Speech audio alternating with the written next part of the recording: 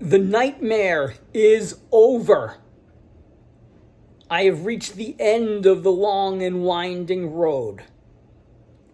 Ladies and gentlemen, I have an apartment in Portugal. But it is in a city that I never thought I would visit. Never mind move there. To quote Katy Perry's I Kissed a Girl, this was never the way I planned, not my intention. Well, I am moving to Guimarães. How did we get here? We're going to talk about that. My name is Howie. This is Positively Portugal.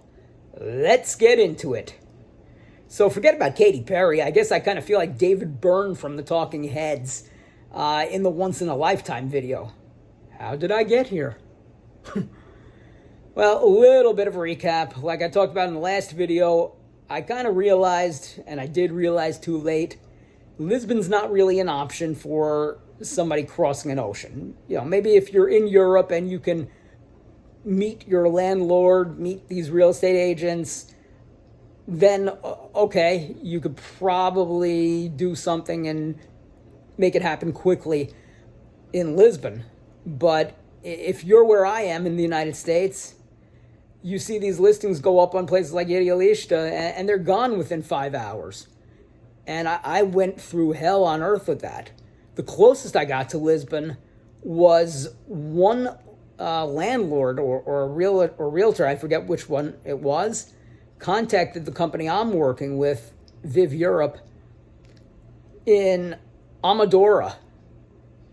Now, I'm not going to go bashing places here, but anybody who's kind of familiar with Lisbon knows Amadora is not exactly the part of town you want to be in. Amadora technically is not even part of the city of Lisbon, but it's on the metro. Kind of like the way in Madrid, how Alcorcón is on the metro. While Alcorcón is not technically part of the city of Madrid, I mean, for all intents and purposes, it's Madrid. The same way Amadora really is Lisbon, but Alcorcón is very nice. Amadora? No, not so much. So the kicker there is they were charging Lisbon prices. Now, I don't really care about an area that might be dangerous. Believe me, somebody who's from the Bronx, there are very few places in this world that scare me. Amadora is not one of them. But they wanted 800 euros a month for a one-bedroom apartment in Amadora. No. Because I can find that in Lisbon. There are listings on Idealista in Lisbon for 800 euros a month that have been up there for quite a long time now. And the reason I didn't go for it is I just, I didn't like living on the ground floor, and the buildings didn't really look too nice. Some were outright dilapidated. So I just decided, you know what, I love Lisbon. As I've said many times on this channel, Lisbon's my favorite city in the world. But I'm just at a point in my life where I'd like to live in a kind of a nice place.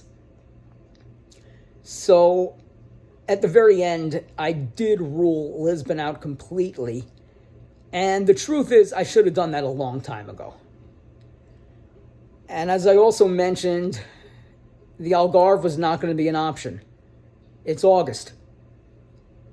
Everyone renting out an apartment in the Algarve, for the most part, it's a seasonal rental. Now, I did have a near miss yesterday with an apartment in Portimao. It was my dream apartment, really. The apartment was a dream come true. It was only 150 meters off the beach, off the Praia da Rocha. It was in the exact place I want to live in. And I think that kind of becomes like an overused term, the exact place. Maybe a little bit cliche, But in this case, it was precisely where I wanted to be, and it was 750 euros a month. The problem is the landlord wanted 4,000 euros down. Now, yesterday, 4,000 euros was $4,375. That would have ended up equaling around 4,500 with currency fees and all that, transfer fees. I have the kind of bank account where they waive the fee for the actual transfer, but there's nothing you could do to get around the currency conversion fee. So, who the hell is $4,500 just lying around? I mean, I have $4,500. If I was desperate enough, yeah, I would have done it, but the problem is I don't think I would have been very comfortable. I still have American expenses these next few months. I have to buy a trip to Portugal and back so that I can get the travel insurance. I have to get the actual travel insurance. I can't do that until I have a trip booked. I also have to pay for a friend to bring my cat to me. So there are just tons of expenses. And then when you combine the fact that, okay, look, I have an elderly mother in New York. And part of the reason why I wanted to move to Portugal so that I could come back and visit a little more often. As ridiculous as that sounds, living in St. Petersburg, Florida, how I'm not able to visit as much as I would if I was living in Portugal. Even though the airfare would be cheaper, it's just the cost of living and everything else in Portugal is better for me. But yeah, cost of living is the driving factor, the driving force why I'm doing what I'm doing. So it pained me. It killed me. It ate me up inside to say no to that apartment. It was the exact thing I wanted. I mean, third floor apartment, wasn't ground floor. So close to the ocean. I knew that area very well. God, that killed me. And you know what? That's gonna haunt me. I'm gonna be thinking about this for a long time to come, even after I get to Portugal. So other places that I looked at Porto, and yes, I've said before, I've been there twice. I don't really like Porto, but I kind of came to the realization that I don't like Porto to visit. There's nothing wrong with living in Porto. It's totally fine. I kind of think of it as Glasgow in a way. Glasgow is actually my favorite city in the UK. Now, people say to me with Scotland, but Edinburgh is so much nicer. That's where the tourist sites are, the castles, the people. And I don't know, it just... something about Glasgow just hit me when I was there. I just fell in love with the city. And by miles, it's my favorite city in the UK. I like it a lot better than London. I liked it better than Edinburgh. I liked it better than Belfast. So I think the thing I had with Porto is that I was expecting more as a tourist, and there really isn't. But the people are spectacular. It has all the amenities you want. It's got a metro. It's got a major international airport. There's nothing wrong with living in Porto.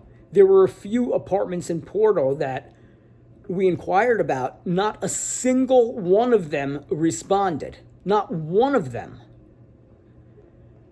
So now Lisbon's out. The Algarve is out. Porto's out. Where do I go? We inquired about a few apartments in Aveiro. Avero's a beautiful city. I mean, you just look at the pictures.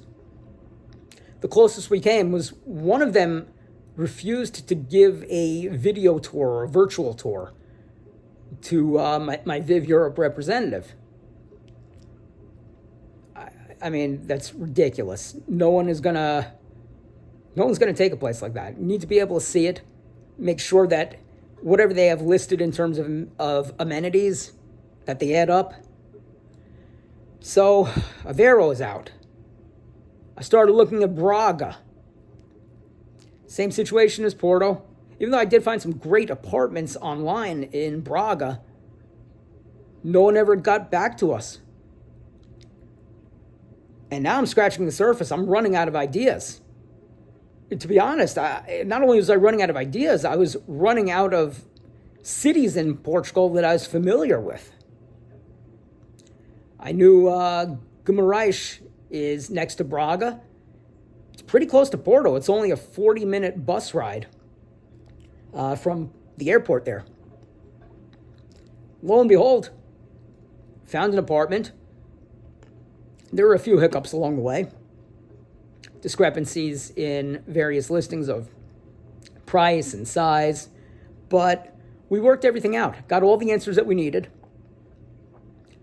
And not only was it my best option, the truth of the matter is it was my only option.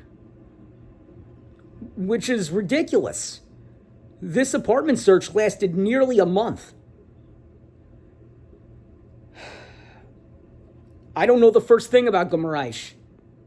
I mean, I've done some Google searches to see what's near me. My future home, it is a 13-minute walk to the nearest Continente. It is a 13-minute walk to the nearest Pingo Doce, in different directions. It is a 14-minute walk from the central station, which is where the bus coming from the airport in Porto leaves you off. It's a 10-minute walk from the soccer stadium. They have a major football club there, Vitória Sport Club. They are the 5th best team in Portugal. And actually, coincidentally, yesterday they won a qualifying match to get into the group stage of the Conference League, the European Conference League, which is the 3rd biggest European competition or international competition. So that's pretty cool. There are now 5 Portuguese clubs this season in European tournaments. And I like how that happened the same way, where I was able to get this apartment on the same day, I should say, not the same way.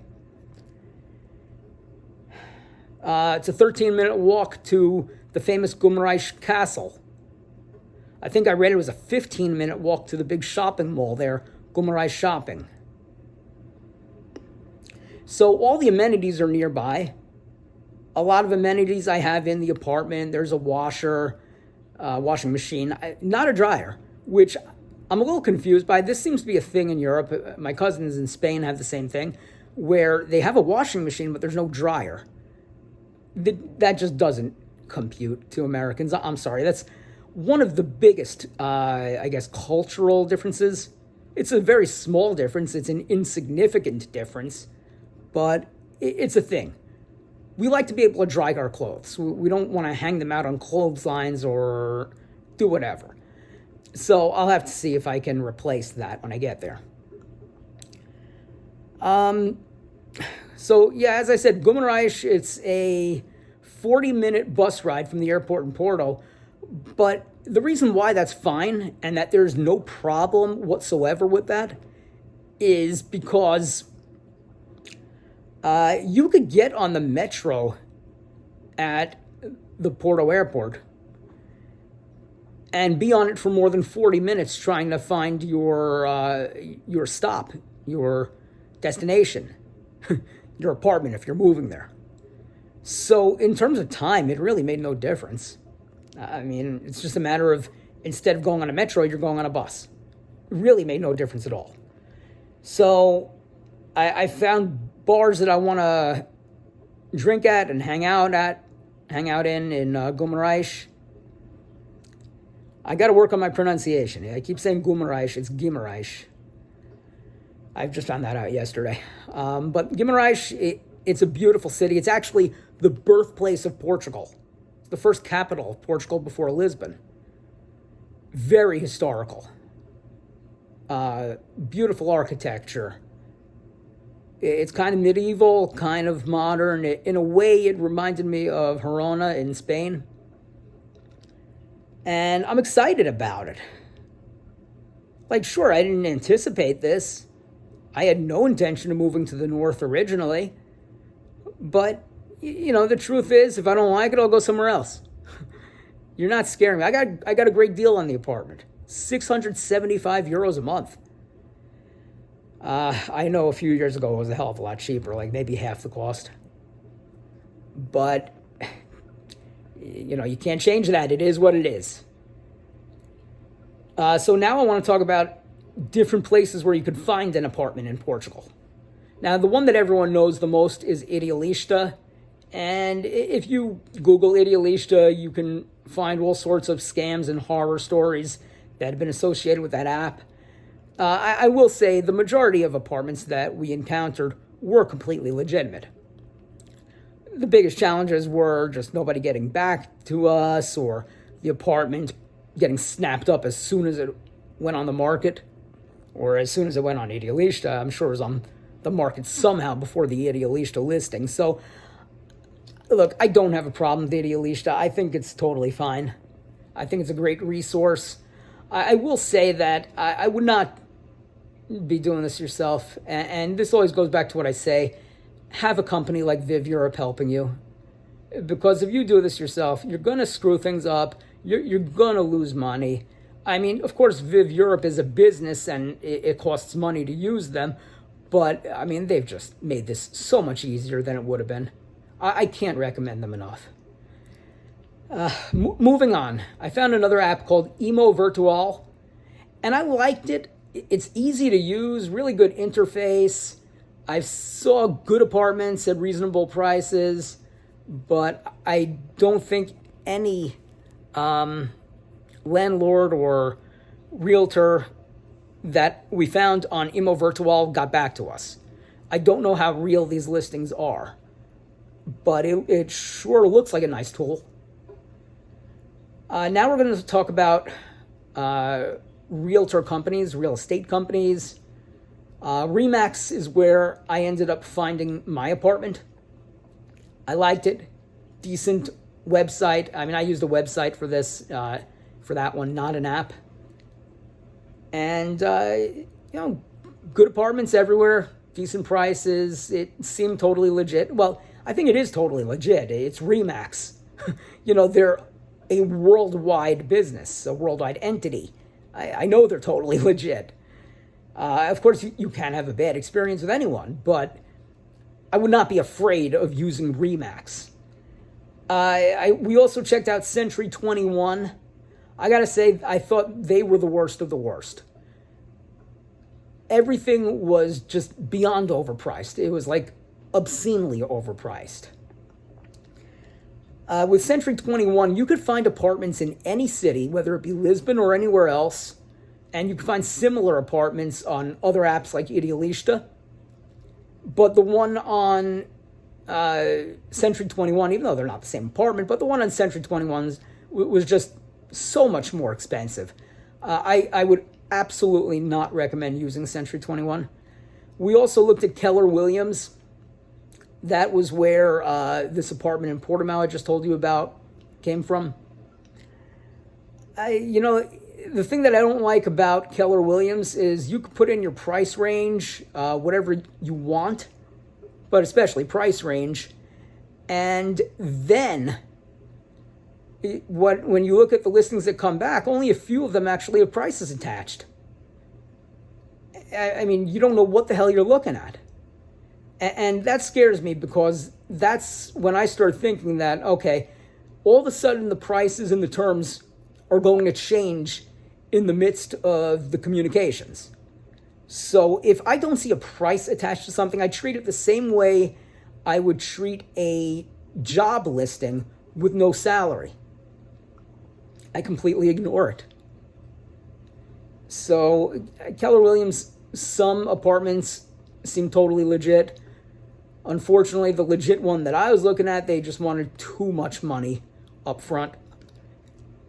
But no, don't ever waste your time with something where the price is not listed. I don't care how reputable and how credible that company is. So to sum it up, I wholeheartedly recommend Remax. They did a great job after the initial confusion. I'm moving to Guimarães. I don't know what the hell to make of this. I don't know what to think. I'm just going to watch a lot of YouTube videos about Guimarães. I'm going to get myself familiar with the football team, Vitória. I'm going to read articles, and I'm going to be ready for it. It may not have been what I expected, but I'm going to wholeheartedly embrace it. I don't expect that I'm going to stay beyond that lease, but I'm going to give Guimarães every opportunity in the world to win me over. Because if you don't keep an open mind in the process of moving to Portugal, especially if you're coming from the United States, then you really shouldn't be getting yourself involved with this. And a lot of these realizations that I've made, I wish I made them a few weeks sooner. And like I said in the last video, if you're coming from the United States, you're not moving to any certain city in Portugal unless you have basically unlimited amounts of money. You're not moving to any one part. You're moving to Portugal. And once you get to Portugal and everything is settled and your paperwork and whatnot, and it's fine for you to be there, after your lease, then you can make the conscious decision to move to another part, to move to the part that you originally wanted to be in. I don't know if I will ever have the opportunity to live in Lisbon. And today, that does not bother me as much as it did a few weeks ago if I were to think of it.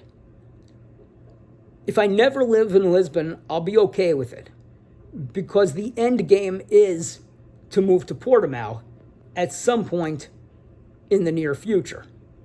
And when I say near future, yeah, it's still near future, but it's going to be further out because, again, I am moving to Guimarães on or about December 1st.